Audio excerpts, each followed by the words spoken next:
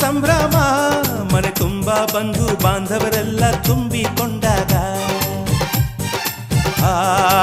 ಎಂತ ಸಂಗಮ ಶುಭ ಲಗ್ನದಲ್ಲಿ ಗಂಡು ಹೆಣ್ಣು ಜೋಡಿಯಾದಾಗ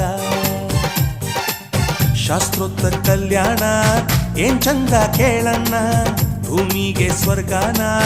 ತಂದಂತೆ ನೋಡಣ್ಣ ಮನ ಬಂದ ಹಾಗೆ ಮಾಡಲು ಮದುವೆ ವ್ಯಾಪಾರ ಅಲ್ಲಣ್ಣ